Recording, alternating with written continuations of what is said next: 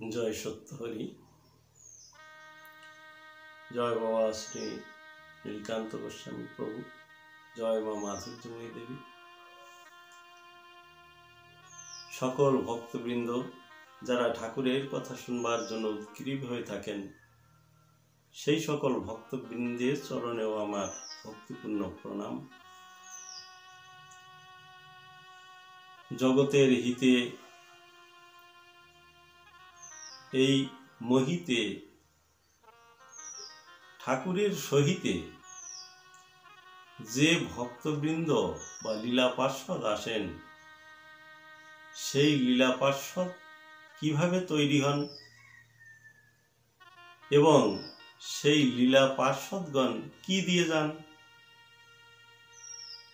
এসবগুলো আমরা জানতে চেষ্টা করব। আজকে একটি লীলা কাহিনী নিয়ে। লীলা কাহিনীটা আমরা জীবতরতে সত্যানন্দ গ্রন্থের 142 নম্বর পৃষ্ঠায় স্বামী সত্যানন্দ যখন আমাদের মাঝে ছিলেন নামক প্রবন্ধে, এই প্রবন্ধটা যিনি দিয়েছিলেন, যার মুখ দিয়ে শুনেছিলাম, যিনি আমাকে বলেছিলেন, তিনি আমার প্রাণের প্রভু শ্রীমৎ নীলকান্ত গোস্বামী সুন্দর। জানি না তার প্রচ্ছন্ন ইঙ্গিত কি ছিল কথার মাঝে, তবে অনেক ভক্তের মাঝখান দিয়ে তিনি মাঝে মাঝে আমাকে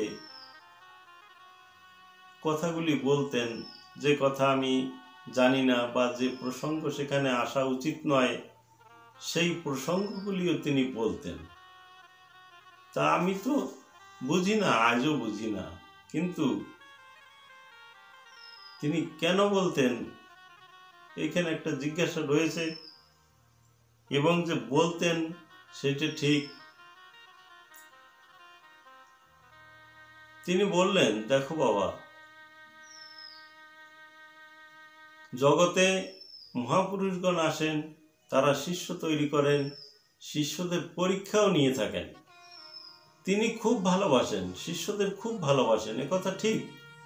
শিষ্যকে মন প্রাণ দিয়ে তৈরি করছেন, এ কথাও ঠিক। কিন্তু শিষ্যকে যে পরীক্ষা করেন, তার চলন ঠিক হচ্ছে কিনা, তার বলন ঠিক হচ্ছে কিনা, তার চলা, তার যে কোনো জিনিস ঠিক হচ্ছে কিনা, এগুলো পরীক্ষাও নেন, এগুলোর মূল্যায়ন করেন তিনি। এই বলে তিনি তার নিজের কথাটি আমাকে বলেছিলেন। তখন ঠাকুরের সঙ্গে আমার ঠাকুর চলাফেরা করেন, যেখানে যান গুরু শিষ্য চলেন। একদিন দুজন বসে আছেন আশ্রমে, ওই পাখানজোড় আশ্রমের বুকে। তখন ডাক দিলেন, ও নীলু। নীলু মানে নীলকান্ত, আসো বাবা। আসছেন বাবা। মশাই নাম জপ করো? তো করি। কেন করো? ওই যে আপনি বলেছেন নাম জপ করতে হবে।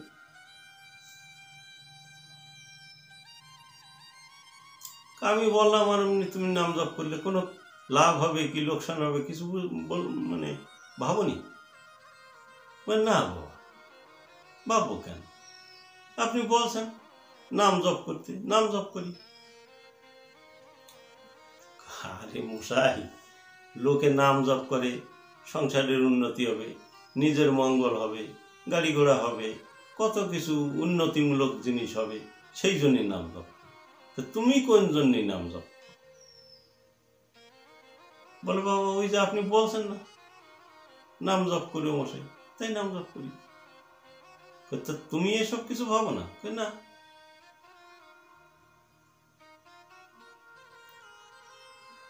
কিছু ভাবো না? না। ও অনেকে ভাবে তার সংসারের মঙ্গল হবে, গাড়ি হবে, বাড়ি হবে, সুখে থাকবে, ভালো স্ত্রী পাবে, তাকে নিয়ে আনন্দে থাকবে, মিলেমিশে থাকবে, ছোট্ট পরিবার হবে, সুখের পরিবার হবে। তো তুমি কি ভাবো? কয় আমি ওসব ভাবি, ওই আপনি নাম জপ করতে বলছেন তাই করি। সত্যি কিচ্ছু ভাবো না, কয় না। আর একটু ডাক দিলেন, আর একটু কাছে।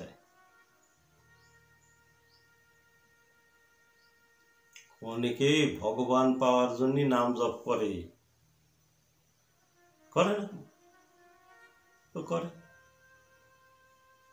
তুমি ভগবান পাওয়ার জন্যও করো না, কেন? ওই যে আপনি বলছেন নাম জপ করতে তাই করি।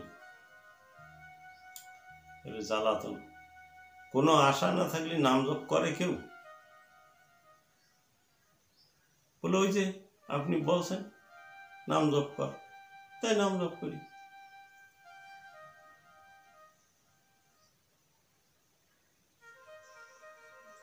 তাহলে তোমার কোনো আশা নাই, কই না? কোনো আশা নাই না, কোনো আশা নাই না। যখনই বলছেন না, তখন ঠাকুর জড়াই ধরলেন তাকে বুকে। আয় বাবা, বুকে আয়, যা, আজকে তোকে তুই সিদ্ধ, আর তোর নাম জপেরও কোনো দরকার নেই। কি কৃপা!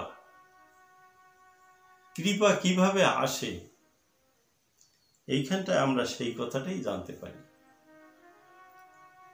রবি ঠাকুরের সেই কবিতাটা এই ক্ষেত্রে মনে পড়ে যায়। শক্তি যারে দাও বহিতে অসীম প্রেমের ভার, একেবারে সকল পর্দা ঘুচিয়ে দাও তার। না রাখো তার ঘরের আড়াল, না রাখো তার ধন, পথে এনে নিঃশেষে তার করো অকিঞ্চন। তিনি অন্যত্র লিখেছিলেন এই রবি ঠাকুর, একলা তুমি সমস্ত তার বিশ্ব ভুবনময়।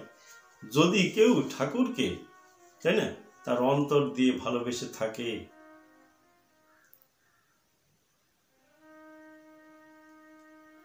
অন্তর যদি তার ঠাকুরের কাছেই থাকে, তাহলে তার জীবনে আর চাওয়া পাওয়ার কিছুই থাকে না। চাওয়া পাওয়া বুকের মাঝে যদি না চাওয়া ফুল ফোটে, তার সেই দিব্য গন্ধে না ভুবন ভরে ওঠে।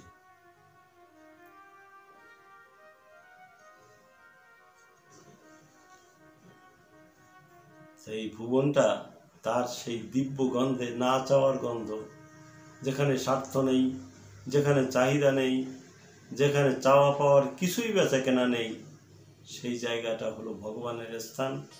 যেখানে খালি নিজে বিলিয়ে যাওয়া, সেই জায়গায় আর কিছু নেই। আমি সত্তা থাকলে সে না আমি চাই, আমি তো সেখানে ডুবে গেছে।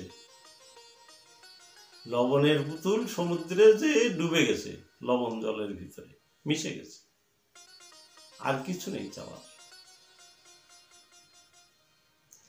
একলা তুমি সমস্ত তার বিশ্ব ভুবনময়। সেইখানে যে এই একাত্মতা বোধ হয়ে যায়, সেখানে আর আলাদা কিছু থাকে না, চাওয়ার কিছু থাকে না। যেখানে আলাদা থাকে সেখানে চাওয়া থাকে।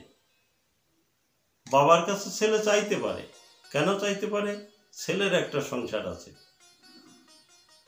ছেলের সংসারের জন্য বাবার কাছে চায়, বাবা আমাকে এই জিনিসটা দাও, আমার সংসার লাগবে, আমার সংসারটা মঙ্গল করতে গেলে লাগবে।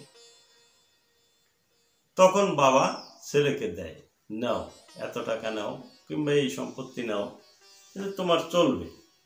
কিন্তু যদি ছেলে বলে যে বাবা, ওই তুমি আর আমি তো এক, আমি তুমি মিশে যেন হই একাকার, ওই তুমি আর আমি এক, অর্থাৎ তোমার তবিল আমার তবিল একই তবিল, তাহলে তো আমার আবার নতুন করে কি দেবা, আর আমি বা তোমারে কি দেব?